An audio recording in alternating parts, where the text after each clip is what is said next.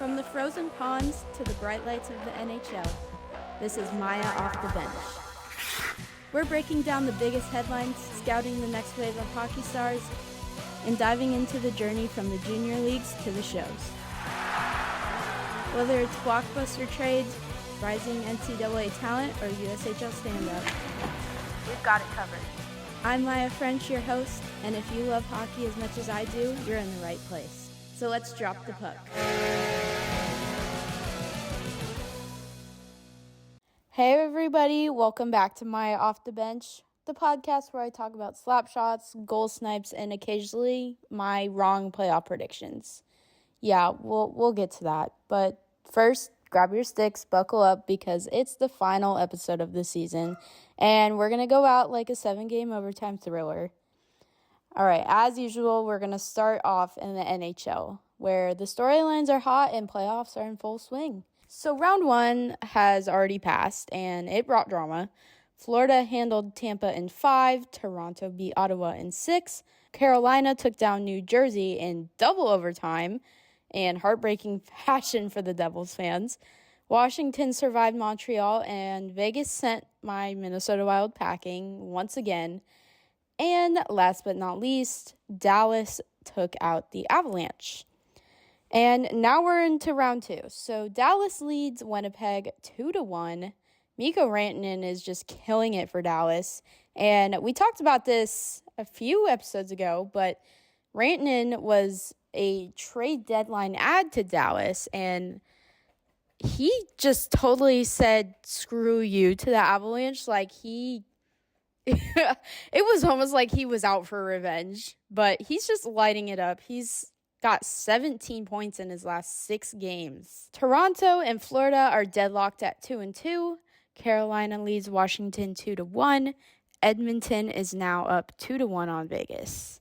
And yeah, like I said, my Wild were bounced again. And honestly, I should have seen it coming, because we make the playoffs like almost every year and immediately start looking at tee times for golf. We have never made it past the first round since the team started. But it's not even like a curse at this point. It's just our core identity. I don't even know. I'm starting to wonder if this team was just created to see how much a person can really endure.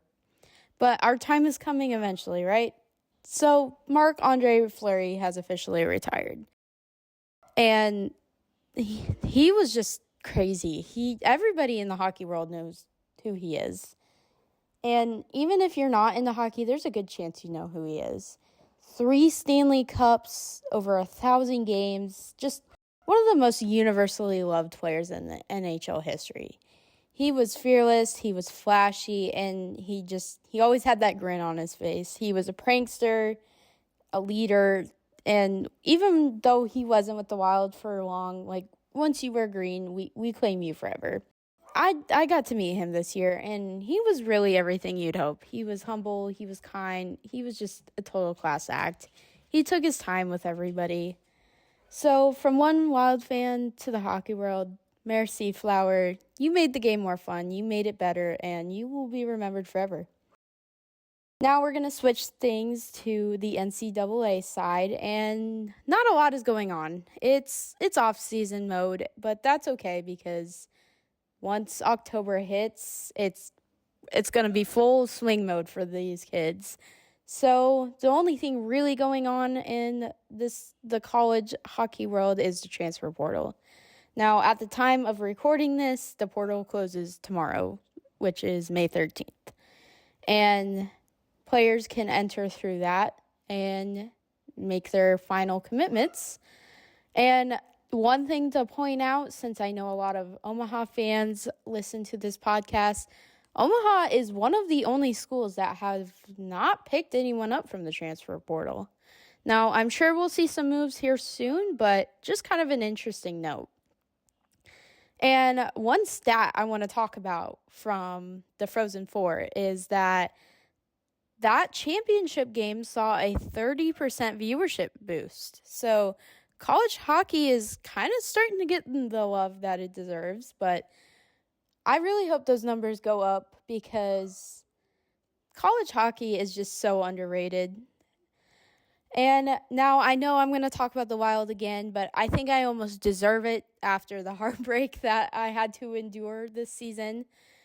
But this is college hockey related, and this is about someone that I've talked about all 3 episodes now. But Zeev Buium finally made his NHL debut in the Stanley Cup playoffs. So he is the first Wild player in franchise history to do that. And he logged over 13 minutes, and he looked solid. But yes, he also got a crash course in Minnesota playoff heartbreak. So welcome aboard, Zeev. Hopefully that's not every year for you. And now we're going to switch it over to the most underrated league probably in the country. I'm really passionate about this league if you haven't been able to tell. But there's just so many stories to tell, and I just don't think it often gets the attention it deserves. But anyway, the Clark Cup playoffs are in its final round. So a lot has happened since I last talked to you about the Clark Cup. So let's do a little rewind, and I'll catch you up to speed. So in round 1, Waterloo swept Tri-City, Madison stunned Green Bay in 2, Muskegon outlasted Cedar Rapids in 3, and Sioux City knocked out Fargo. In round 2, Lincoln swept Sioux City, Dubuque beat Madison in 4, Muskegon swept Youngstown, and Waterloo handled Sioux Falls in 4. And in round 3, Waterloo took down Lincoln 3-1 behind Carter Casey's 2 shutouts. Muskegon swept Dubuque, and David Deputy was just insane for Muskegon in round 3. So now we have Waterloo and Muskegon in the Clark Cup final, and currently it is tied 1-1. Game 1, Waterloo dropped 8 goals. Teddy Townsend had a hat trick. And in Game 2, Muskegon bounced back 4-1. And Deputy just continuing to score 2. That also included the game winner. So, yes, I was dead wrong about Lincoln. I was so confident in them in this second episode, but I really should keep my predictions to myself. But let's be real, that's not happening. I'm going to give you my second chance prediction, and I'm going to ride with Muskegon. So now we're going to shout out to the league's best this year. Forward of the year went to Will Zellers from Green Bay. Rookie of the year went to Riker Lee from Madison. Defenseman of the year went to Luke Osborne from Youngstown. Goalie of the year went to Jan Shostak from Lincoln. And coach of the year went to Rocky Russo, also from Lincoln. So in my defense, even though I was wrong about Lincoln, they've definitely got monumental pieces that just are lethal. And that's a wrap on Myah Off the Bench. Thanks for listening this season. It's been a blast breaking down the game that I love, even though the heartbreak is every year for my teams. I'll catch you next season, or maybe sooner if I find something I just have to rant about. So, until then, skate hard and never trust a 3-0 series lead.